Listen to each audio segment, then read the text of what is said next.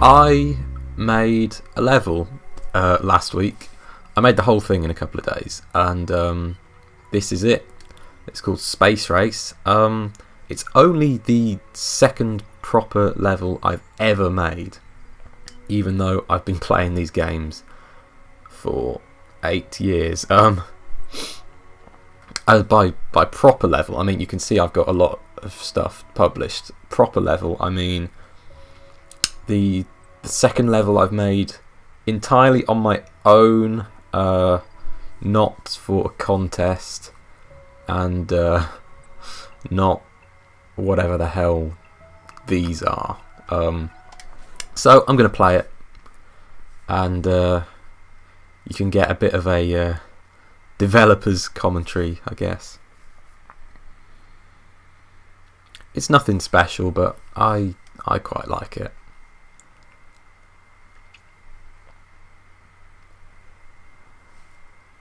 It would have been much quicker to play it from my moon, but I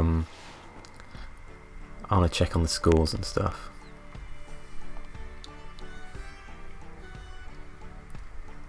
So yeah, this is the only way I could ever think of starting a space level, or anything space related really. And I made a video ages ago, I don't know whenever they brought in the Vita notes to Little Big Planet 3, where I made like a Star Wars opening crawl using pictures of notes and slides and stuff, and that is not how I did that one. It's actually much simpler than that. I came up with a much better way of doing it, so I'll go into create mode after I've played this and show it off. There's me in a space helmet. I'm using notes instead of speech bubbles these days because I think it was the DC pack that kind of ruined speech bubbles when they changed the way they work, and now you can only have them on the edges of the screen, and I just don't like it. So I'm using notes now to because it's much easier to work with. And this is like a high score race level thing, which is the kind of level I like playing the most, which is why I made one, and I've been replaying this quite a lot. I doubt anyone else will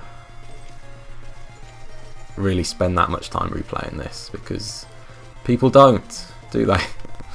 Unless you put it in the challenge section of the menu, then no one's actually going to play it properly. But I'm enjoying it. I just made a level that I would like to play, and I do like to play it, so I think I've succeeded there. Whether or not anyone else bothers with it is inconsequential to me. I'm running through it quite fast and not really talking about it. A lot of the stuff in this level is just reused from the millions of levels I've never finished or published. But I'll talk more about that when I go into create, because it's too fast paced to really talk about it properly when I'm playing it. Oops, I missed that completely.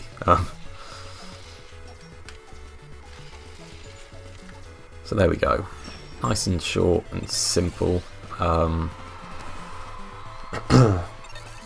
You can do the whole thing in one combo, as I said in the opening crawl. I've only actually managed to do that once.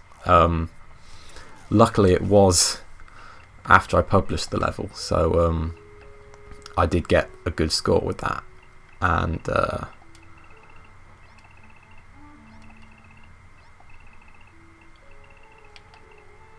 yeah, I don't know if anyone's gonna beat me. It would be nice if people tried, but you know, we'll see.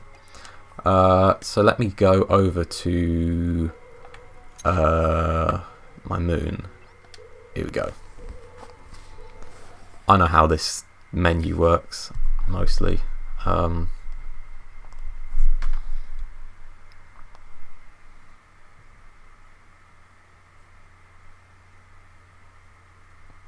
Going behind the scenes now. This is exciting, isn't it? I do spend a hell of a lot of time making levels. I just never get around to finishing them, which is a shame. But last week I just thought, might as well. So right, here's the opening crawl. There's no slides involved. The text is actually a painting from the paint tool. Well, it's two. I couldn't fit the last word on. God, it looks horrible on there. I can't actually undo, which is slightly worrying. I might have broken the level there, but whatever. It's all published now, so who cares? Here's a sequencer. I use a lot of sequencers. This is the same thing before I justified the text, so it looks much nicer over here. And basically, the camera is fixed in this position, and the text just moves slowly backwards into the background and then fades out. So that's a much simpler way of doing it than what I've done before with slides and the camera moving out. There's Susan. I'm not sure if anyone's spotted her yet, because I don't know if anyone's actually made it back to this section here, judging by the scores on the scoreboard. But, you know, I always like to have something in the background of a level, like at the start of a level, and either like have the end of the level visible from the start, or some kind of secret thing like this.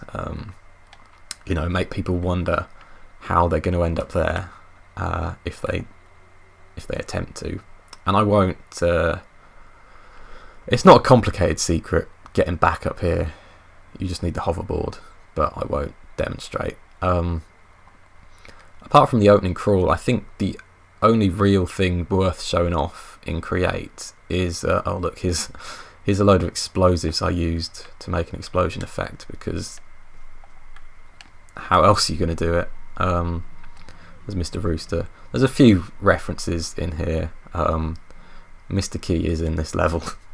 You might have noticed, but I won't bother showing them all off. Oh, there's Spaff. I want to come down somewhere safe and just show, because with bubble combo levels like this, you want to make sure that you put the bubbles down in such a way that people can collect them all without losing the multiplier.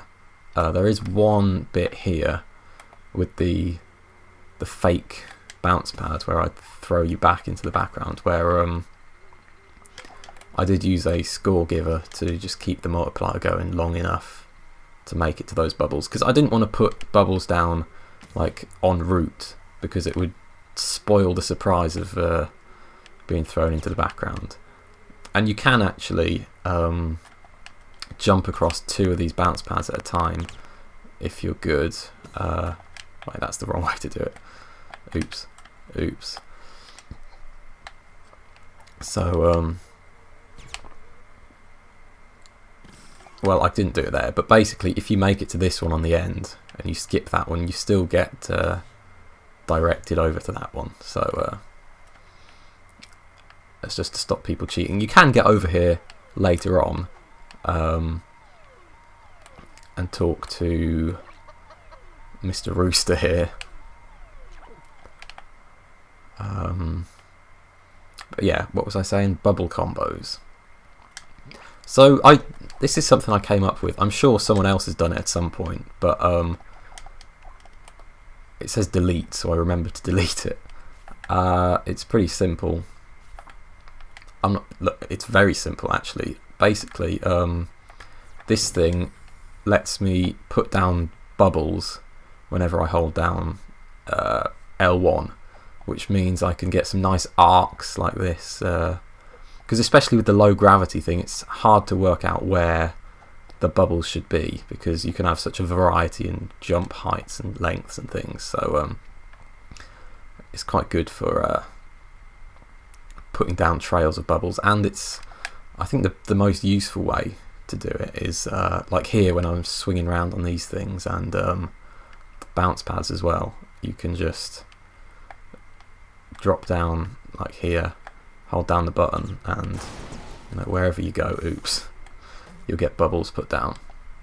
I just blew up all of these. Yeah, this rocket was one of the things I used from an unfinished level, because I thought it was quite good, and it would be a shame not to use it. So that explosion is supposed to be that rocket crashing into the asteroids. I don't know how obvious that is when you're playing it, but it starts off down here somewhere and flies directly into them, I guess. But yeah, I don't think there's anything else I need to say really. This little guy's from a level called Popsicle Planet, which never happened, but you may have heard of it. I don't know, that was a long time ago now. Loads of references in here that I probably don't need to explain. I think that's about it. I'm pretty sure this opening crawl and this thing here, oops, are probably the only things worth explaining. It's all pretty simple. So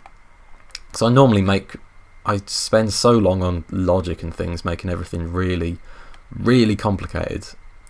I think that's one of the reasons I never finish any levels, but this is nice and quick, nice and simple, and I'm enjoying playing it.